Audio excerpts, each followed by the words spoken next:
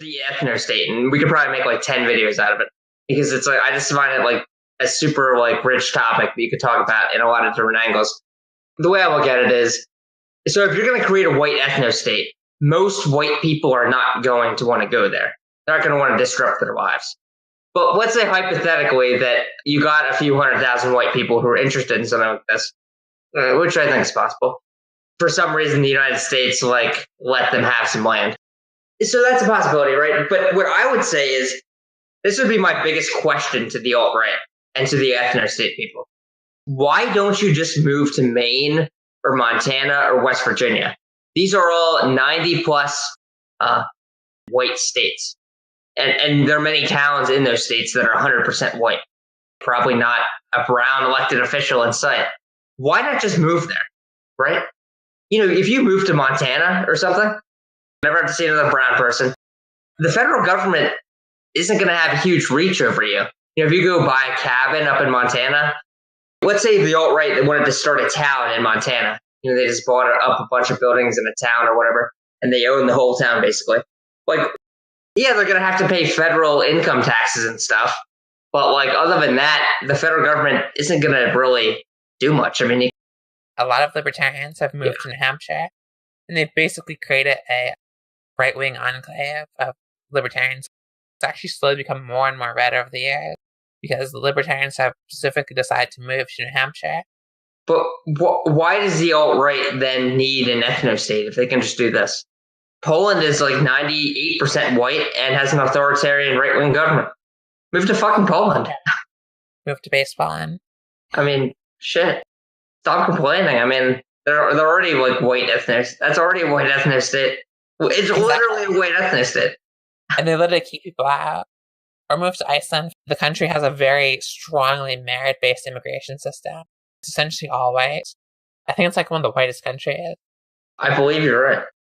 93% are Icelandic citizens. And then like 3% are Polish. It's like basically all white. And then like, yeah, some people from Lithuania and Denmark and Germany. Yeah, it's all white. There might not even be like 100 brown people here. I can't even tell. Oh yeah, here. Okay, there are 200 Chinese people. Yeah, basically that's it. See, I just don't understand why they want. So this is what worries me about the alt-right and the ethnostate people. Is like, so there are already all of these options for them, and yet they keep trying to fight to make the U.S. or Britain or France a white ethnostate, right? So to me, this seems more about authoritarian like control than it does about like being around other white people. This reminds me of an argument I get in with Ancom. I like the United States how it is. Like, it's not really too bad here. I know you like to complain. Seriously, just get the fuck out and go do somewhere else. There's other countries you could probably do it. Like, literally just don't bother me about it. And it's like, no, we have just as much right in this country as you do. So we're going to fight it. And I'm like, okay, well, I'll have to fight you then. Yeah.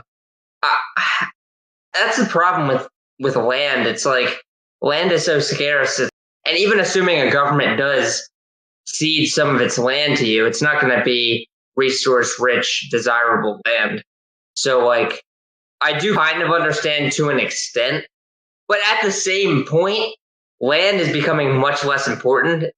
It's more about technology, right? Like, Silicon Valley is in, like, a super small, like, part of the world, and yet it's the most important, like, few square miles on the entire planet as far as technology goes. So, like, you could take Iceland and create a Silicon Valley up there, and, like, you know, who cares if it's cold and in the middle of nowhere. Here's the thing that they're missing, though, because alternative hypothesis one's kind of a very like right-wing authoritarian government. That's kind of what he envisions, like would be the ideal of a society. So if you look at places that have been very successful just based on land, like look at Hong Kong, they basically did as they said, okay, people can do whatever the fuck they want. And the fact that they did almost no regulation, it became like almost a place where people can come and do business freely. Singapore pulled off the same basic thing that Hong Kong did. Now, if they go and form this other ethnostate and they start European purism, kind of getting back to their roots and having an authoritarian state, nobody's going to want to invest in that. So you're going to have a shitty piece of land. Nobody's going to be willing to put any resource into it. So you're just going to be poor.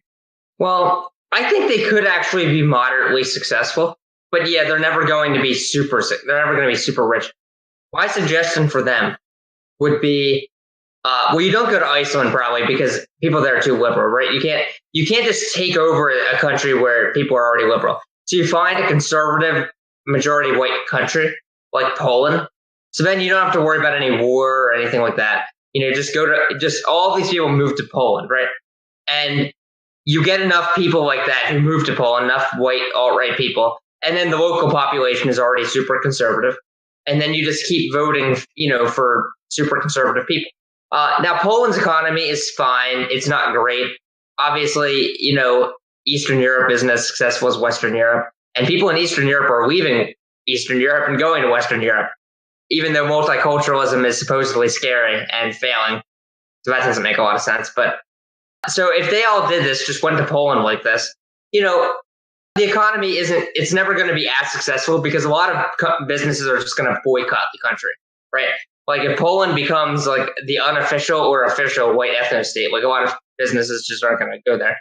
You can be relatively isolationist and still relatively successful. You just have to produce things in your own country, which is what they want to do anyway. And the cost of goods is going to be high, but it's still doable. I mean, there are lots of examples of this. I don't think that's the end of the world, but it's never going to be like a super high GDP country. I also don't think they can really attract very intelligent people. Like there's very intelligent people in the alt-right, but I think ultimately those people are just not going to be that dedicated to move. It's kind of like the problem like Sargon of Akkad brought up, where he's kind of just like, okay, so like why aren't all these like alt-right, like trad thods getting married, hooking up with like one of these like alt-right neats or whatever, pumping out children or whatever. I don't think anybody who's really successful is really going to want to move there and just be poor. No, I mean, I agree. But still, even to have a moderately successful country, you don't need that many smart people. Like, if they just want to be, like, moderately developed, then they can have their white ethnostate in Poland. I think they should just go to Poland. It's already a developed country. They don't have to, like, build shit from scratch. Yeah, I think Poland's the answer. Although Russia might be another good answer. Base Poland. Yeah, true. It's already a meme, so it's got to be that one. But no, I think Russia's another good answer, too. Russia has its ethnic conflicts, but if you live in, Moscow or whatever, it's almost completely white. But this brings up a super important point. And I think this is probably, like, this deserves a video on its own. Okay. Poland is, like, 99% white. It might be over 99% white, but it's at least 99% white. Okay. Why isn't Poland the most successful country in the world? Why isn't Poland like fucking Silicon Valley on steroids?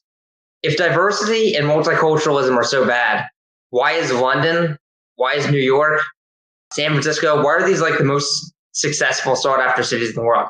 And like you mentioned before, Hong Kong and Singapore. Why are these the greatest places to live in the world? Why does New York City have a super low crime rate? Why is all this foreign money pouring into London and New York? That matter.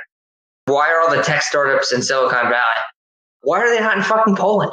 If white people are so smart and create such great civilized societies, why is Poland just average? Well, you see, once upon a time, those cities were white, and they were built. They were the greatest white cities around. But now they're just on decline because eventually Poland will exceed them because only in recent history we've just seen those cities completely just go down the shit. They're only getting worse and worse, but year by year. Poland, we just see it skyrocketing to the top, obviously. So you mean how New York City crime rates, especially the murder rate, seems to be declining every single year? No, it's going up now, because it's just getting worse because all the brown people. Yeah, New York City, the crime rate went up for what it did go. It actually did go up in like 2016 versus 2015, but not much, and it went down like this. I mean, maybe the brown people are playing nice now, but eventually the brown people will start doing all the crime again. Yeah, what empirical evidence do they have to show that? Yeah. Okay. Look at Chicago. Yeah, Chicago, a city that's not as economically successful. I'll agree with that. It's New York, but the point is when you have an economically successful place with high average and median incomes and shit, works for brown people, works for white people, works for everybody. The crime rate's lower, and everything's great. That's why New York and London are doing so fucking well.